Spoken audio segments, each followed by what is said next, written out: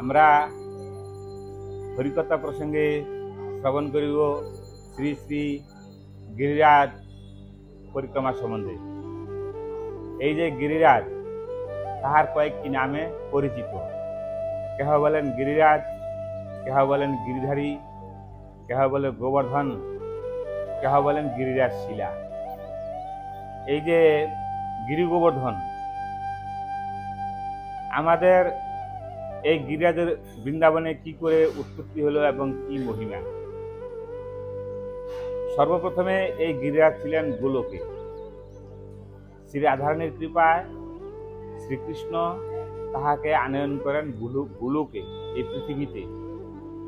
অর্থাৎ প্রথমে আসেন হিমালয়ে। হিমালয়ে যখন আসেন দ্রোণের সেই পর্বতে, সেই জন্য দ্রোণের পুত্র বলা হয় গিরিরাজ।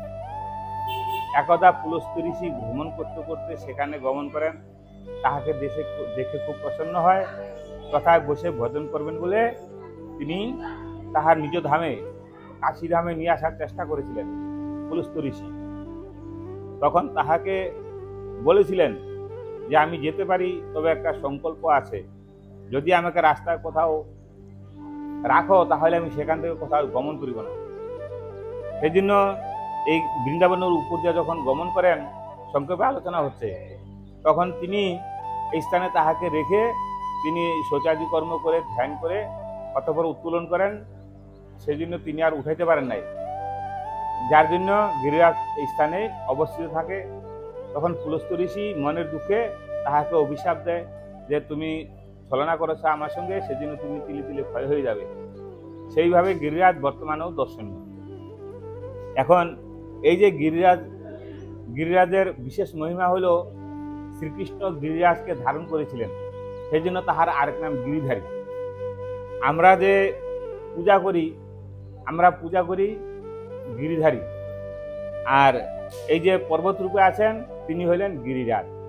শ্রীকৃষ্ণ গিরিরাজকে ধারণ করেছেন, হ্যাঁ, সেই জন্য তাহার আরেক নাম গিরিধারী। এখন সেই জন্য বলা হয় রাধা গিরিধারী, রাধা গিরিরাজ নয়।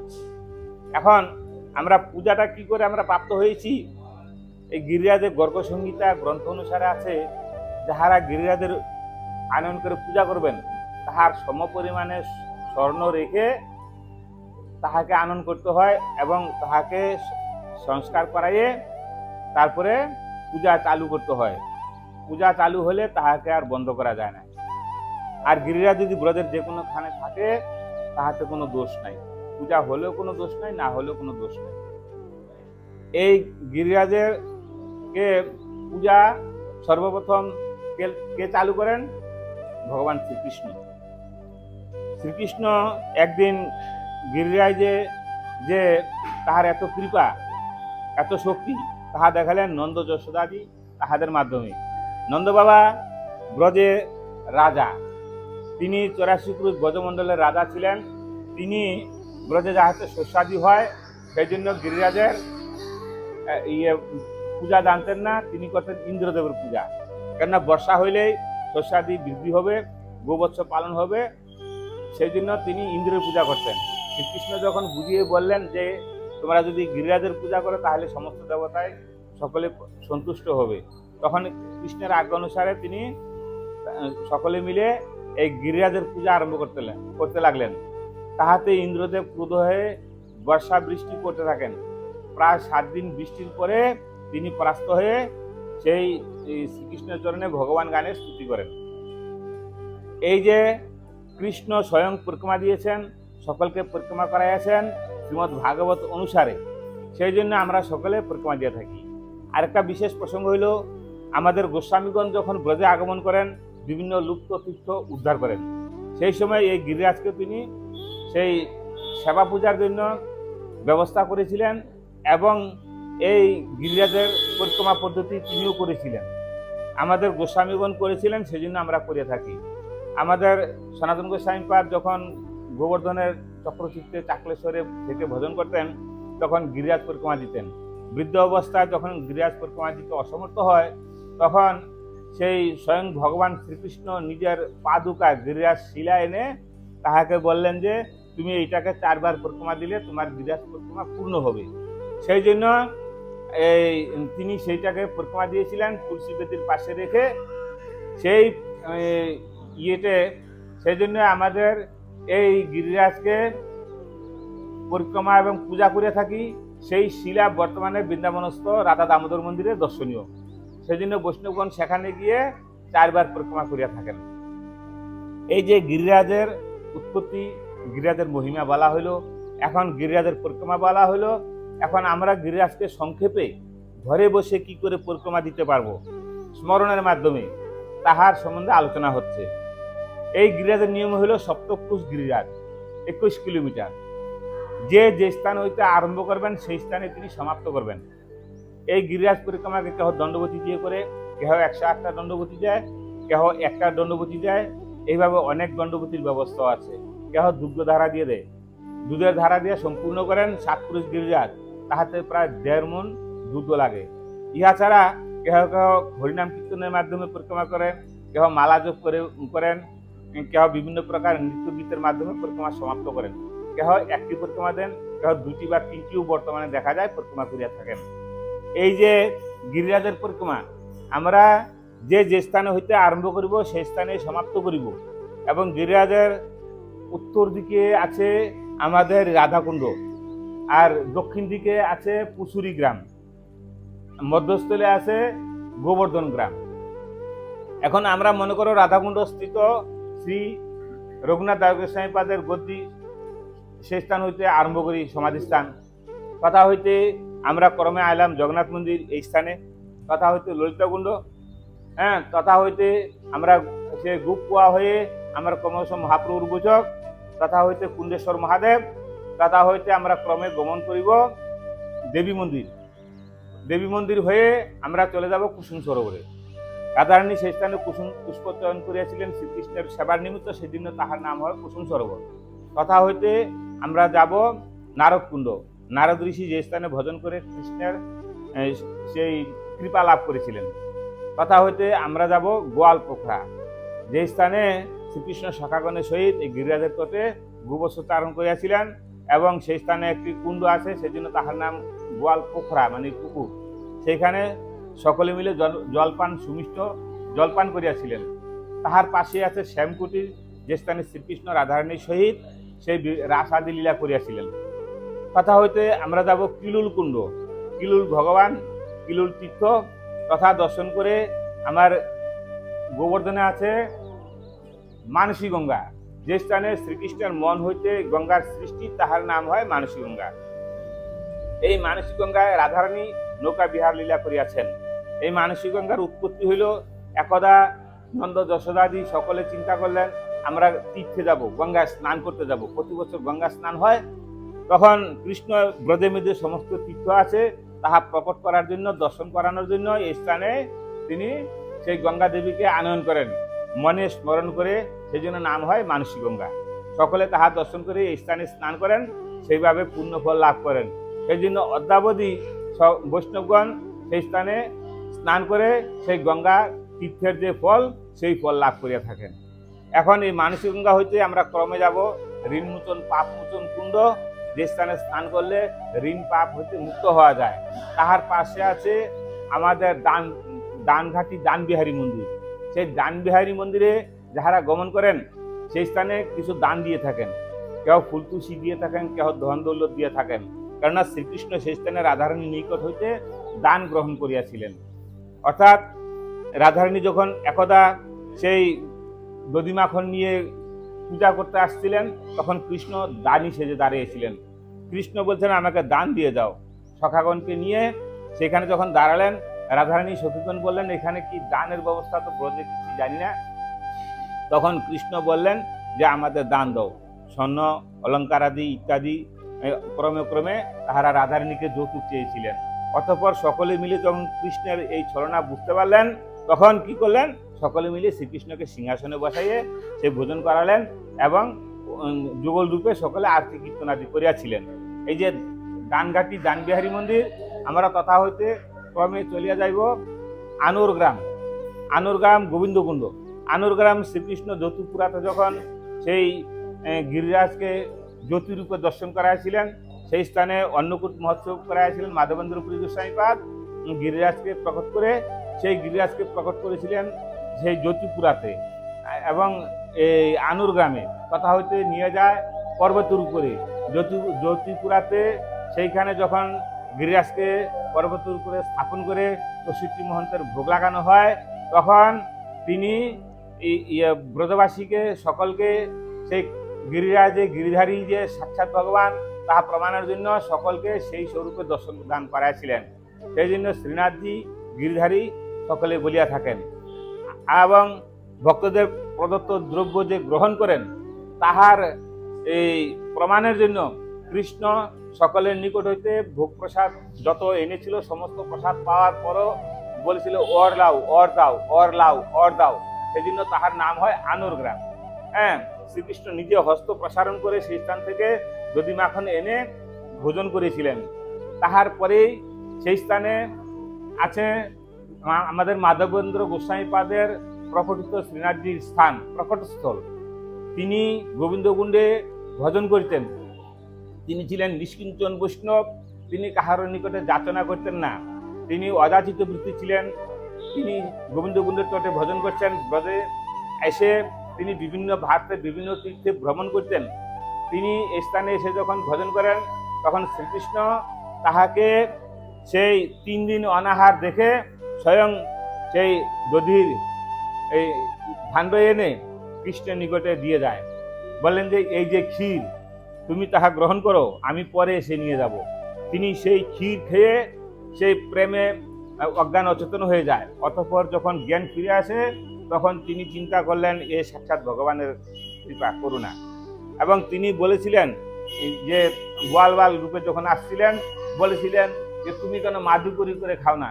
হ্যাঁ, আমার মা নিত্য স্থানে স্নান করতে আসে এই কুণ্ডে, তোমাকে 3 দিন অনাহার দেখে আমাকে এই ভাণ্ড পাঠিয়ে দেয়। কাজেই এইভাবে তিনি গোবিন্দ কুণ্ডে সেইভাবে ভজন করেছিলেন এবং রাত্রে স্বপ্নাদেশ দিয়েছিলেন স্বয়ং ভগবান যে আমি এইভাবে গিরিরাজের তটে পড়ে আছি, রৌদ্র বৃষ্টিতে অনেক কষ্ট পাচ্ছি। এই গ্রামের পূজারী প্রথমে আমাকে পূজা করছিল, অতঃপর যবনের অত্যাচারের ভয়ে তিনি আমাকে স্থানে রেখে চলে যায়। আমি মাটির নিচে পড়ে আছি, আমাকে উত্তোলন করে সেবা করো। ব্রজবাসীগণের মাধ্যমে পরের দিন তিনি সেখানে গিয়ে সেই শ্রীনাথজিকে প্রকট করেন এবং পাহাড়ের উপরে নিয়ে তিনি তাহার সেবার ব্যবস্থা করেন। বৈষ্ণবগণ পাহাড়ের উপরে গমন করেন না, স্বয়ং মহাপ্রভু সেখানে গমন করেন নাই। সেই জন্য ভক্তের কামনা পূরণের জন্য, ভক্তের মনস্কামনা পূর্ণ করিবার জন্য ভগবান কখনো কখনো সেই ছলনা করে চলে আসেন সেই আমাদের যে গাঠুলি নামক গ্রামে, কখনো চলে যান মথুরা চৌবের গৃহে।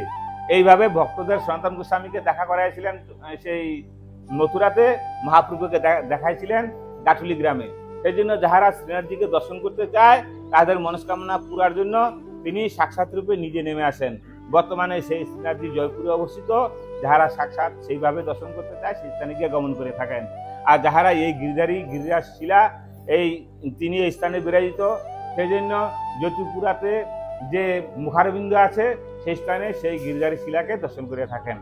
আমরা এখন সেই আনোর গ্রাম হইতে গোবিন্দকুণ্ড, গোবিন্দকুণ্ড কেন নাম হইল? ইন্দ্রদেব যখন 7 দিন বৃষ্টি ধারা করে পরাজিত হয়ে গেলেন, অতঃপর শ্রীকৃষ্ণকে গোবিন্দ জ্ঞানে স্থানে অভিষেক করাইছিলেন পঞ্চামৃতের মাধ্যমে, দধি দুগ্ধ ঘৃত মধু শর্করা। এইভাবে স্বর্গ হইতে সেই দেবতাগণ পুষ্পবর্ষণ করেছিলেন। সেজন্য অপ্সরাকুণ্ড অদ্যাবধি দর্শনীয়। আমাদের ঐরাবত হস্তির দ্বারা সমুদ্র হইতে জলায়ন করেছিলেন, সেজন্য জ্যোতিপুরার পাশে ঐরাবত কুণ্ড দর্শনীয়।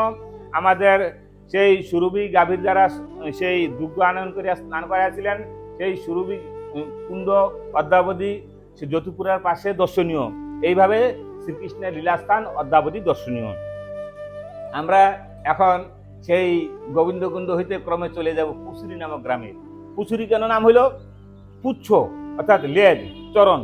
গাভীর হইল পুচ্ছ, ভগবানের হইল চরণ। পূর্ব দিকে মানে উপরের দিকে হইল এই রাধাকুণ্ড শ্যামকুণ্ড, আর মধ্যস্থলে হইল গিরি গোবর্ধন। সেই উদর মস্তক হইল এই সাইডে রাধাকুণ্ডের দিকে, আর চরণ হইল পুছুরিতে দক্ষিণ দিশায়। সেই জন্য তাহাকে পুছুরি গ্রাম বলা হয়। সেই স্থানে অদ্যাবধি পুচ্ছকুণ্ড দর্শনীয়। নবালকুণ্ড, নবাল রাজা সেটাকে সংস্কার করেছিলেন, সেজন্য তাহার নাম হলো নবালকুণ্ড। তাহার পাশেই আছে অপ্সরাকুণ্ড। সেই স্বর্গ হতে দেবতাগণ যে পুষ্পবসন করিয়াছিলেন অভিষেকের সময়, সেই জন্য সেই স্থানে অপ্সরাকুণ্ড অদ্যাবধি দর্শনীয়। আমাদের পুছুরিকে লোটা বিখ্যাত, কেননা কৃষ্ণ যখন মথুরা বৃন্দাবন ছেড়ে মথুরা দ্বারকায় চলে যায়, তখন কৃষ্ণের এক সখা নাম ছিল লোটাজি। তাকে বললেন তুমিও ভাই চলো। বলছে আমি ব্রজ ছেড়ে যাব না, তুমি যতদিন ব্রজ না আসবে ততদিন আমি কিছু আহারও করব না। সেজন্য বলা হয় পুছুরি কি লোটা, কুছ নেই পিতা হ্যায়, পানি পিতা হ্যায়, ভজন করতা হ্যায়। এই যে পুছুরি কি লোটা, সেই জন্য অদ্যাবধি বিখ্যাত, তাহার বিগ্রহ অদ্যাবধি দর্শনীয়। আমরা এই পুছুরি পরিক্রমা করে সেই লোটাজিকে দর্শন করে আমরা ক্রমে চলে যাব সুরভিকুণ্ড। এই স্থানে আছে পুছুরি অপ্সরাকুণ্ডের পাশেই আছে আমাদের রাঘব পণ্ডিতের গুফা। রাঘব পণ্ডিত, শ্রীনিবাস আচার্য তাহারা যখন বৃন্দাবনে আগমন করেন, তখন তিনি গুফায় ভজন করেছিলেন। বর্তমানে আমরা যে কুটিরে ভজন করি, তাহার রাধারানীর কৃপা অনুসারে, রঘুনাথ দাস গোস্বামীপাদের কৃপা অনুসারে আমরা কুটিরে ভজন করি। কেননা রঘুনাথ দাস গোস্বামী যখন রাধাকুণ্ডে ভজন করেন, তখন গাছের নিচে ভজন করছিলেন। এখনো আছে রঘুনাথ দাস গোস্বামীর ভজন কুটির। ভজন কুটিরে গেলে দেখতে পারবেন একটা চিত্রপট আছে, সেই রঘুনাথ দাস গোস্বামী ভজন করছেন, রাধারানী সেই রৌদ্রতাপ দেখে স্বয়ং এসে কাপড় দিয়ে অঞ্চল দিয়ে তাহাকে ছায়া দিচ্ছেন। তাহার অপোজিট সাইডে আছে আমাদের সনাতন গোস্বামী পাদের ভজন কুটির সমাধি। তিনি সেখান থেকে এই অবস্থা দেখে তাহার যখন ভজন সমাপ্ত হয়, তখন তিনি সনাতন গোস্বামীকে প্রণাম করেন। তখন রঘুনাথ দাস গোস্বামীকে বললেন তুমি কি করছো? বলছে আমি ভজন একটু বসছিলাম, ভজন করছি। বলছে কার ভজন করছো? বলছে রাধারানী। বলছে তুমি রাধারানীর ভজন করছো না রাধারানী তোমার ভজন করছে? হ্যাঁ, তুমি রৌদ্রে ভজন করছো, রাধারানী তোমাকে ছায়া দিয়ে রাখছে। আজ থেকে আর তুমি এইভাবে ভজন করবে না, কুটির বানাও, ঝুবড়ি বানাও। সেই জন্য আমরা কুটিরে ভজন করিয়া থাকি। আমাদের রাঘব পণ্ডিতের গুফা আগে মাটির নিচে ভজন করেছিলেন। আমাদের এখনো রাধাকুণ্ডে আছে লোকনাথ গোস্বামী পাদের নর্তম ঠাকুর মহাশয়ের গুফা। যদি দর্শন করেন রাধাকুণ্ডে দেখতে পাবেন। আমাদের এইভাবে গুফা ছিল সেই পুছুরিতে, সেই গুফা আমাদের দর্শনীয়। কথা হইতে আমরা যাব দাউজি। যে স্থানে গিরিরাজকে ধারণ করেছিলেন সেটাকে দাউজি বলা হয়। সেই স্থানে সেই পাহাড়ের উপরে আমরা গমন করি না, তাহার উপরে যে গর্ত আছে সেই গর্তের ভিতরে কৃষ্ণের মুকুটের চিহ্ন, কৃষ্ণের বংশীর চিহ্ন ইত্যাদি চিহ্ন দর্শনীয়। তাহার পাশেই আছে সেই ঐরাবত হস্তির যে চিহ্ন স্বরূপে ঐরাবত কুণ্ড, সেখানে আছে কদমখণ্ডী। কদমখণ্ডীতে শ্রীকৃষ্ণ রাসলীলা করেছিলেন, সেজন্য তার নাম হইল কদমখণ্ডী। অতীব প্রসিদ্ধ স্থান, অদ্যাবধি অতি সুন্দর দর্শনীয়। তথা হইতে আমরা যাব, তাহার পাশেই আছে সেই হলদিকুণ্ড। কেন? কৃষ্ণকে যখন অভিষেক করা, তাহার আগে সেই হলদি মেখেছিলেন গায়ে, সেই জন্য তাহার নাম হইল হলদিকুণ্ড। তাহার পাশেই আছে আমাদের মারকুণ্ড। কেন মারকুণ্ড বলা হয়? যখন কৃষ্ণকে গিরিধারীকে যখন অন্নকূট করা হয়, প্রথমে অভিষেক করায়। আমরা তো ঠাকুর পূজা করলে প্রথম অভিষেক করাই, তারপরে তাহার ভোগ নিবেদন করি, তারপরে আমরা প্রসাদ পেয়ে ঠাকুরের সেবা চালু করি। এই অত অন্ন হয়েছিল, অন্নের মার এখানে এসে জমা হয়ে, সেই জন্য তাহার নাম হয় মারকুণ্ড। বর্তমানে সংস্কারের প্রভাবে অতি সুন্দর দর্শনীয়, তাহার নাম হইল রুদ্রকুণ্ড। তাহার পরে আমরা ক্রমে চলে আসবো সেই লক্ষ্মীনারায়ণ মন্দির, তথা হইতে আমরা চলে আসবো গোবর্ধন গ্রাম।